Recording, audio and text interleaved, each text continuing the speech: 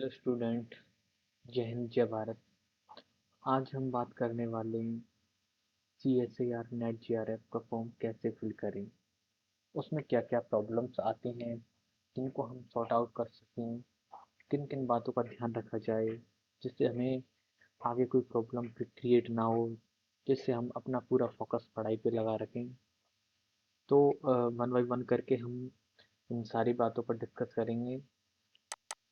उससे पहले मैं आपको सारे पॉइंट क्लियर कर देता हूँ कि हम फर्स्ट ऑफ ऑल किन किन बातों का ध्यान रखेंगे, जिनको ध्यान में रखते हुए हम ये वीडियो बना रहे हैं। कंप्लीट वीडियो रहने वाली है जिसमें बहुत सारी बातों का ध्यान रखा जाएगा, जिसमें आपके काफ़ी क्वेश्चंस हो सकते हैं जो सारे इसमें क्लियर हो जाएंगे जब आप इस एंड ऑफ द वीडियो देखेंगे। तो आपके ऑलमोस्ट सारे डाउट्स क्लियर हो जाएंगे।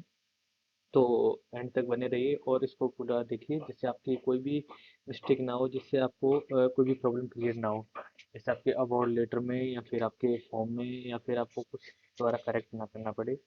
ठीक है, तो इसमें काफ़ी सारे जो प्रीवियस ईयर के जो स्टूडेंट होते हैं उनके क्वेश्चंस रहते हैं कि सर क्या हम इसके लिए एलिजिबल हैं या नहीं। तो फर्स्ट बात तो ये है कि आप हाँ एलिजिबल हो, लेकिन उनके माइंड में फिर बात क्लिक करती है कि सर हमारे पास तो मास्टर डिग्री ही नहीं है, हमारे पास तो फाइनल डिग्री नहीं है, तो उसमें हम क्या फिल करें। तो उसके लिए क्या प्रोसीजर रहने वाला है, क्या उसके लिए अलग से कोई फॉर्म है, उन सारी बातों पर हम बात करेंगे। या फिर कोई स्टूडेंट पीएचडी कर रहे हैं, अभी परसुइंग हैं, जस्ट अभी एनरोल्ड हुए हैं, उनके पास जीआरएफ नहीं है, तो उनके लिए भी क्या इससे कोई बेनिफिट होने वाला है। जी हाँ, बिल्कुल। तो ऐसी कौन सी बात है जिससे उनको बेनिफिट हो सकता है, या फिर जिन स्टूडेंट के पास नेट है, जिनके पास जेआरएफ नहीं है, तो उनके लिए क्या फ़ायदा हो सकता है। तो उन सारी बातों को ध्यान में रखते हुए आज हम बात करेंगे। तो फॉर्म फिल करने से पहले सबसे पहले हमें रजिस्ट्रेशन करना होता है, जो कि इसकी मेन वेबसाइट पे हमें जाना होता है। तो अगर आप नए कैंडिडेट हैं तो उसमें रजिस्ट्रेशन करना होता है। ये जो मेन साइट है इस पर अपन क्लिक करेंगे। तो यहाँ से जो फर्स्ट ये साइड आपको दिख रही है उस पर अपन क्लिक करेंगे। तो एक यहाँ पे लिखा हुआ है join C S A I NET दिसंबर 2024 लिखे। तो यहाँ पे अपन करेंगे, तो यहाँ पे अपन रजिस्ट्रेशन करेंगे सबसे पहले। तो पहले से ही मैंने रजिस्ट्रेशन कर रखा है, तो मैं आपको एक बार फिर से अगेन बता देता हूँ किस तरीके से करना है। तो ये जो आपको ग्रीन ये लाइन दिख रही है इसके ऊपर ये लिखा हुआ है न्यू कैंडिडेट रजिस्ट्रेशन हियर, तो आप क्लिक करेंगे तो एक विंडो ओपन होगी। इसमें काफ़ी सारी इंफॉर्मेशन अपन को दे रखी है। इसमें अ, जो मेन मेन पॉइंट हम उनके ऊपर बात करेंगे, ज़्यादा डीप जाने की कोशिश नहीं करेंगे, नहीं तो हम वीडियो काफ़ी लंबी हो जाएगी। उसमें जो कैटेगरी वाइज जो फीस दे रखा है, तो आप इसको एक बार देख लेंगे। आप जिस भी कैटेगरी में आते हैं ये आपका फीस स्ट्रक्चर है, तो आप एक देख लेना क्या क्या चीज़ें हैं। तो इसके बारे में आपको एक जनरल आइडिया, इसको आप अच्छे से पढ़ लें एक बार, क्योंकि इसमें वही सारी चीज़ देख रखी है कि आपको क्या फ़ोटो का साइज रहने वाला है, कौन सी फाइल रहने वाली है, कौन सा फॉर्मेट रहने वाला है।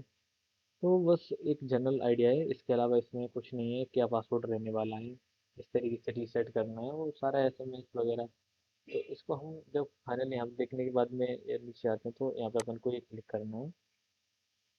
क्लिक करने के बाद में क्लिक प्रोसीड करना है। क्लिक प्रोसीड करने के बाद में आपको बहुत सारे बॉक्स दिखेंगे, इन पर आपको जो भी आपके पास डॉक्यूमेंट अवेलेबल है जो इजीली आपको हेल्प करे, ठीक है, जो आपको ओटीपी मिल सके कहीं से भी, तो आप उसके ऊपर क्लिक करें जिसमें आपका नंबर रजिस्टर हो, जिससे तुम्हें कोई प्रॉब्लम ना आए।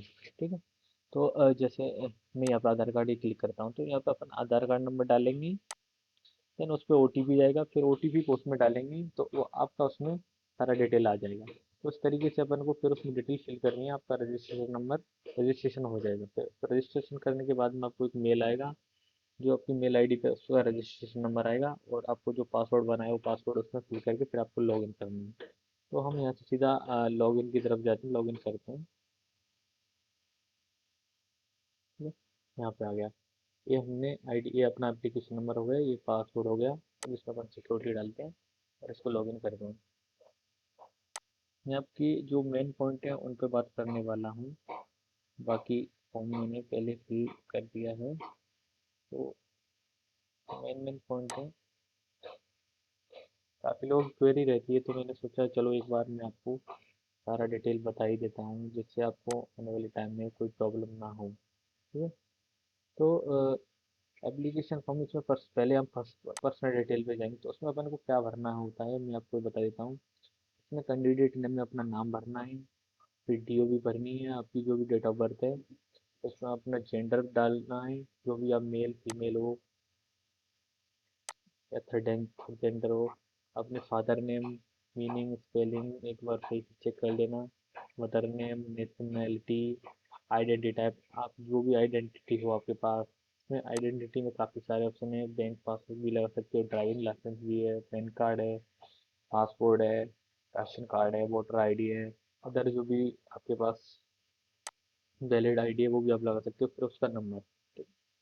आप जिस भी कैटेगरी से बिलोंग करते हो, general, EWS, OBC, SC, ST, तो आप यहाँ पे वो सारी डिटेल फिल कर सकते हो। देन उसके बाद अपनी यहाँ पे इनकम अपन को फिल करनी होती है। यहाँ पे अगर आपके पास कोई आपकी जो कोई ना कोई इनकम हुई आपके पेरेंट्स की, आपके गार्जियंस की, तो आप उसमें जो भी आपकी रहेंगे आप उसको एक इसमें फिल कर सकते हो। इसमें एग्री करके आप आगे इसको प्रोसीड कर सकते हो। इसके बाद हम आते हैं कॉन्टैक्ट डिटेल में। कॉन्टैक्ट डिटेल के अंदर अपन को क्या भरना पड़ता है, इसमें अपन को एक अपना एड्रेस डालना होता है। अपन को जो एड्रेस है उसमें अपना परमानेंट एड्रेस डालें, जहाँ पे आप रेजिडेंशियल हो। इससे आपको कभी भी कुछ भी आपको पोस्ट होता है या बाई पोस्ट कुछ आता है, तो वो आपके जो पोस्टल ऑर्डर है आपके वहीं पे पहुँचे, जो आपका रेजिडेंशियल प्लेस है, आप जहाँ पे आप रहते हो। तो आपको वो सारी डिटेल फिल कर देनी है। देन इसके बाद में आपकी क्वालिफिकेशन डिटेल पे आते हैं इधर। यहाँ पे काफ़ी स्टूडेंट्स के क्वेश्चन होते हैं। यहाँ पे फर्स्ट फर्स्ट आपके क्वेश्चन होते हैं यहाँ पे कि अपन को सेलेक्ट क्या करना है, 4 ईयर अंडर ग्रेजुएशन प्रोग्राम। तो अगर कोई इसके अंदर आते हैं तो वो इसको क्लिक करें। यदि किसी ने सेपरेट मास्टर्स कर रखी है, यूजी के बाद में पीजी की है, तो वो इसको क्लिक करें। तो इस पर क्लिक करने के बाद में अब किसी ने ये अपीयरिंग में लगा रखा है, या किसी को अपीयरिंग में लगाना है, या फिर पास कर रखा है, यहाँ पे आके आपका मेन चीज़ है वो आपको यहाँ पे आपको वो होती है। तो जैसे ही आप अपीयरिंग में करते हो तो यहाँ पे सारे ऑप्शन ये बदल जाते हैं। जैसे आप रिजल्ट अवॉर्डेड हो, आप प्रीवियस हो, first semester, second semester, third semester में हो, तो आपको एक सर्टिफिकेट की ज़रूरत पड़ती है। आपको एक सर्टिफिकेट की ज़रूरत पड़ती है, तो वो सर्टिफिकेट मैं बता देता हूँ। रिजल्ट अवॉर्डेड सर्टिफिकेट होता क्या है, उसमें क्या फिल करना होता है।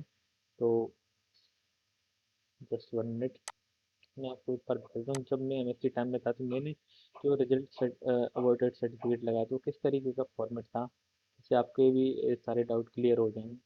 ये सारी एक्चुअली में होता कहाँ है, कहाँ से इनको डाउनलोड करना है।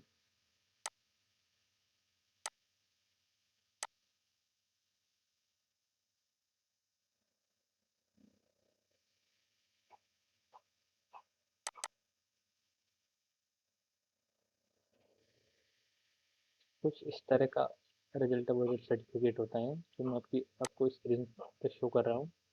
ये आपको गूगल से डाउनलोड कर लेना है। इसमें आपको अपना नाम, अपनी जो भी स्ट्रीम है, बॉटनी, जूलॉजी, माइक्रोबायोलॉजी, आपने बीएससी कब पास किया, कब आपने बीएससी कोर्स में एनरोल हुए थे, वो ईयर आपको लिखना है। फिर अभी आप फिफ्थ सेमेस्टर में हो, फर्स्ट में हो, सेकंड में हो, तो वो आपको इसमें डिटेल लगानी। फिर इसके बाद क्या होता है कि आपको इसमें एचओडी, जो हेड ऑफ डिपार्टमेंट है आपके, जो भी, उसका आपको सिग्नेचर चाहिए होता है। तो वो आप यहाँ पे ये उनकी सील और सिग्नेचर करवा के इसमें अपलोड कर सकते हैं। ठीक है। तो ये फॉर्मेटिव मैं आपको ये अपनी पर्सनल इन्फॉर्मेशन शेयर कर रहा हूँ, तो इसको केयरफुली देखें, जिससे आपको आने वाले टाइम में किसी भी प्रकार की प्रॉब्लम ना आए। यदि कोई प्रॉब्लम आती है तो मुझे मैसेज कर सकते हो, कमेंट कर सकते हो, जिससे मैं आपकी जितना जल्द हो सकता है आपकी प्रॉब्लम को सॉर्ट आउट करने की कोशिश करूँगा। ठीक है। इसको एक बार अच्छे से देख लेंगे। ठीक है, वीडियो पॉज करके। तो ये बस मैंने आपके लिए सारा डाटा मैंने कलेक्ट किया है कि आपको कोई भी प्रॉब्लम ना हो। मैं चाहता हूँ आपको एकदम ऑथेंटिक चीज़ मिले यहाँ पे। तो ठीक है। तो जैसे ही इधर आते हो तो एमएससी पास। ठीक है। अब आपने कौन से सेशन में, अगर एमएससी पास कर रखी है तो किस सेशन में कर रखी है, तो आप वो इसमें फिल कर देंगे। इसमें आपको बस जनरल डिटेल भरनी है, आपको ज़्यादा कुछ करना नहीं है। जो आपके पास इंफॉर्मेशन है वही आपको इन्फॉर्मेशन डालनी है। इसमें देखिए, क्वालिफाइंग एग्जामिनेशन स्टेट, आप किस स्टेट से हो वो इन्फॉर्मेशन। उसके बाद में आपका जो बोर्ड यूनिवर्सिटी है उसका नाम। फिर आपका रिजल्ट मोड में आपका परसेंटेज है, सीजीपीए है, क्या है, वो सारा डिटेल इसमें डालना है, ठीक है। अब यहीं पे एक नीचे एक ऑप्शन आता है कि वेदर एडमिटेड इन पीएचडी। तो कुछ जो प्रीवियस या एमएससी स्टूडेंट है जिन्होंने पीएचडी एनरोल नहीं कर रखा है तो उनको तो इस पर नो करना है। बाकी जिन जिन स्टूडेंट्स ने एमएससी कंप्लीट कर चुके हैं और पीएचडी में एनरोल हो चुके हैं, अभी उनको जस्ट 1 या 2 महीने हुए हैं या फिर साल हो गए तो उनका जीआरएफ नहीं है, तो वो इसमें यस करें। जिससे होने क्या वाला है, जैसे ही वो इस नेट एग्जाम को पास करते हैं, सपोज करो उनके पास जीआरएफ नहीं आता, ठीक है, उनकी जीआरएफ नहीं होती, कुछ एक पॉइंट से यदि वो रह जाते हैं, तो उनके लिए कुछ गवर्नमेंट की स्कीम है, उनके लिए कुछ स्कॉलरशिप प्रोवाइड कराई जाती हैं, उनको प्रायोरिटी दी जाती है कि उन कैंडिडेट का लिस्ट में यदि नाम आता है तो उन्हें एज इट इज जितना जीआरएफ अमाउंट मिलता है सेम उतना ही अमाउंट उन्हें गवर्नमेंट प्रोवाइड करवाती है। ये कैटेगरी फेलोशिप होती हैं, जैसे ओबीसी वालों के लिए NFOBC, national fellowship for OBC category. तो ये उनके लिए अलग से एक लिस्ट जारी होती है, तो ये उनके लिए काफ़ी बेनिफिट रहने वाला है। तो ये एक अच्छी बात है कि इसमें भी आप अलग से, अगर आपकी जेआरएफ नहीं होती है तो काफ़ी उसमें 250 के समथिंग कुछ ऐसे स्टूडेंट होते हैं उनको जेआरएफ मिलती है। तो सोचो काफ़ी नंबर है 250। तो आप ये यदि आप ये मिस्टेक करते हो तो आप पीएचडी कर रहे हो और आपको ये जेआरएफ नहीं है, आप ये मिस्टेक ना करें। इसका एक विशेष कर ध्यान रखें, जिससे आपका नाम आता है तो आपकी फेलोशिप का जुगाड़ हो सकता है। तो इसका एक अच्छे से ध्यान रखें, मेरा ये कहने का मतलब है। तो ये आपके लिए बेनिफिट होने वाला है।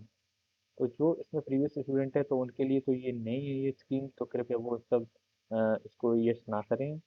तो ये सिर्फ पीएचडी परस्यूइंग स्टूडेंट्स के लिए जिनके पास जीआरएफ नहीं है, ठीक है, नॉन जीआरएफ जो स्टूडेंट हैं उनके लिए, ठीक है। फिर उसके बाद में आपको वही सारी इंफॉर्मेशन, वही सारा डिटेल आप में इसमें आता है आपका स्पेशलाइजेशन। स्पेशलाइजेशन में कुछ ही स्टूडेंट कहते हैं सर कि हमारे पास फर्स्ट ईयर में अलग स्पेशलाइजेशन था, सेकेंड ईयर में अलग स्पेशलाइजेशन है, तो सर हम इसमें क्या फिल करें। तो इसमें आपको कुछ भी फिल कर सकते हो, जो आपके जो फर्स्ट ईयर में वो भी, और जो सेकेंड ईयर या प्रीवियस फाइनल ईयर दोनों का इसमें आप डाल सकते हो। ऐसा कुछ कोई इशू नहीं है, ना ऐसा कोई आपको अलग से बेनिफिट है या फिर ऐसा कुछ है, नथिंग। तो आप यहाँ पे वो अपनी डिटेल जस्ट नॉर्मल इंफॉर्मेशन है वो आपको यहाँ पे फिल करनी है, ठीक है। फिर इसके बाद में एग्जामिनेशन सेंटर, जैसे यहाँ पे आओगे यहाँ पे क्लिक करोगे अप्लाई फॉर, तो आप यहाँ पे अप्लाई फॉर करोगे, यहाँ पे तो आपकी ये तीनों जो बॉक्स है वो क्लिक हो जाएंगे। तो इसमें होता क्या है कि जैसे ही आपका जो रिजल्ट आता है, आप आप किस कैटेगरी में क्वालिफाई करते हैं, जैसे आपकी जीआरएफ होती है तो आप इन सारी जो तीनों कैटेगरी आप इनमें क्वालिफाई करते हो। जीआरएफ का मतलब है कि आप जीआरएफ तो क्वालिफाई करते ही हो, साथ साथ में आप असिस्टेंट प्रोफेसर के लिए एलिजिबल भी हो, तो आप कहीं भी पीएचडी एनरोल करोगे तो उसके लिए भी एलिजिबल हो। ये आपको उसमें बेनिफिट देते हैं। या फिर जिन जिन स्टूडेंट्स की जीआरएफ नहीं होती या नेट होती है तो वो असिस्टेंट प्रोफेसर के लिए एलिजिबल तो होते हैं, साथ में वो पीएचडी के लिए भी एलिजिबल होते हैं, वो जीआरएफ के लिए एलिजिबल नहीं होते।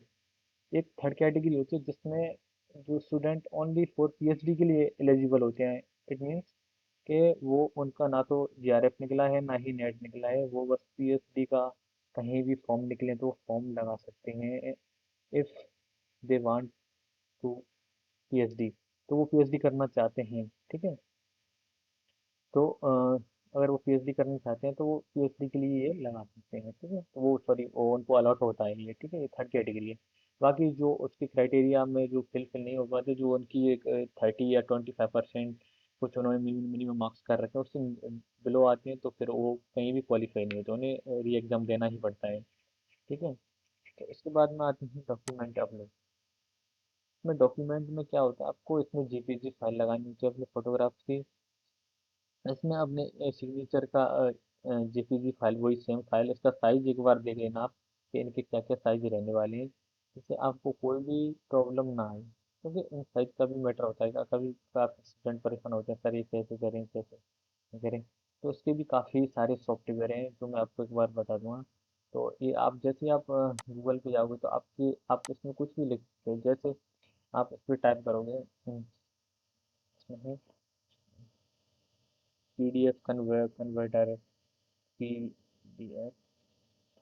अगर आपको फाइल कंप्रेस करनी है तो फाइल कंप्रेसर, फाइल अगर मर्ज करनी तो मर्जी, आप पीडीएफ एडिट कर सकते हो, आप PDF टू जीपीजी जीपीजी इसका कुछ भी लिखते हो तो वो सारे इसमें ऑप्शन आ जाते हैं जहाँ पे आप करेंगे।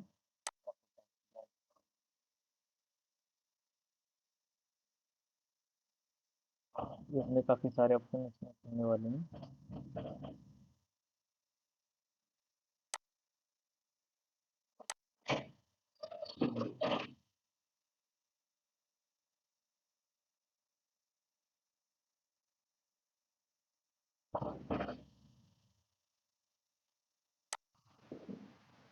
तो स्टूडेंट में आप कुछ एडिशनल इंफॉर्मेशन बताने वाला हूँ जिससे आपको फॉर्म भरने में काफ़ी इजी हो जाएगा। तो ये आप जैसे गूगल पर डालोगे JPG to PDF file converter तो इस तरह की कुछ फाइल्स आ जाएंगी। इसमें अपन फाइल सेलेक्ट कर सकते हैं अपनी, यहाँ पे अपनी फाइल है। तो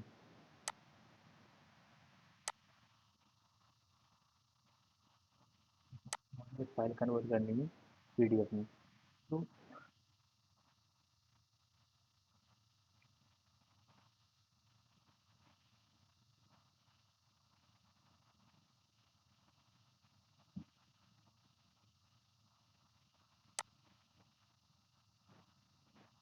यहाँ से अपने को अपनी फाइल डाउनलोड कर लेनी है।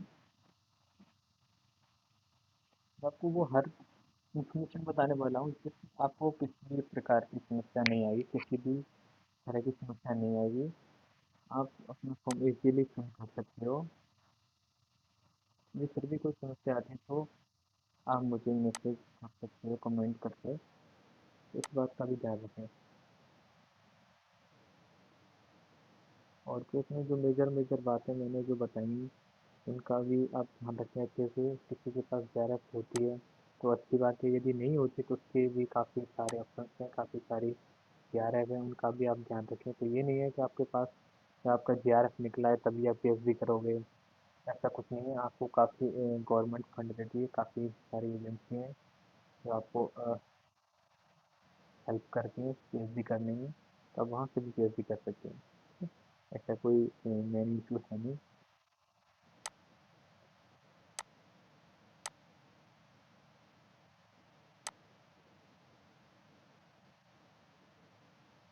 उसके बाद अपन को सबमिट करना है। फाइनल सबमिट करने के लिए अपन को इन सारे बॉक्स को क्लियर करने हैं। अपना my name is correct, mother name, mobile number, code, एक बार इनको चेक कर लें अभी। अगर आपको ऐसा लगता है कि नहीं इसमें कुछ मिस्टेक होती है तो अपन को किसी भी तरह की गलती नहीं करनी इसमें। इसलिए ये चीज़ें अपन जल्दबाजी में कभी ना करें, अपने को फ्रेश माइंड से करें तो जिससे आपको कोई भी समस्या नहीं है। ये अपने फाइनल सबमिट हो गया है। अब बस अपन को इसमें पे करना है। आप जैसे ही पे करोगे आप पे किसी भी करके कर सकते हो। फिर आपके पास काफ़ी सारे ऑप्शंस आते हैं। किसी के पास नेट बैंकिंग है तो अच्छी बात है, यदि नहीं है तो अपन और भी अपने पास काफ़ी सारे ऑप्शन हैं। अपन इसमें QR कोड से भी कर सकते हैं। जैसे QR कोड है, तो ये जो QR कोड शो हो रखा है अपन इसको स्कैन करेंगे, इसको पेमेंट करेंगे तो ये आपका हो जाएगा। ये वीडियो मैंने बस आपकी इन्फॉर्मेशन के लिए बनाई है, बाकी मुझे ऐसा कुछ भी नहीं करना, मुझे ना ये फॉर्म भरना है। आपकी इन्फॉर्मेशन के लिए जिससे आप कोई भी बारीक मिस्टेक ना करें, ये आपके लिए मैंने सारी मेहनत की है। बाकी मेरा सारा एग्ज़ाम क्लियर है तो आप ये ना सोचें कि हम डबल फॉर्म भर रहे हैं, ऐसा कुछ नहीं है। बस आपके लिए, ये आपके लिए सारा कुछ किया है।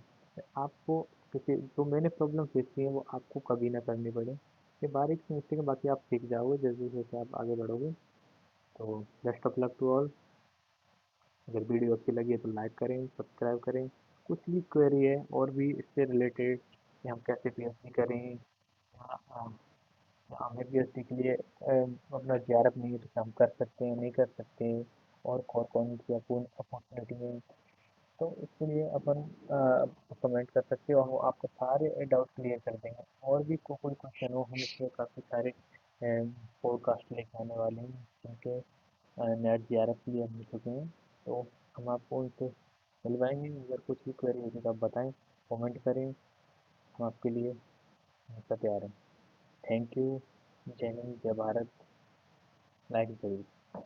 इससे हमें मोटिवेशन मिलता है कि हम आगे भी काम करते रहें। आप लोगों का सपोर्ट मिलता है तो हम भी काम करना चाहते हैं। धन्यवाद। Thank you.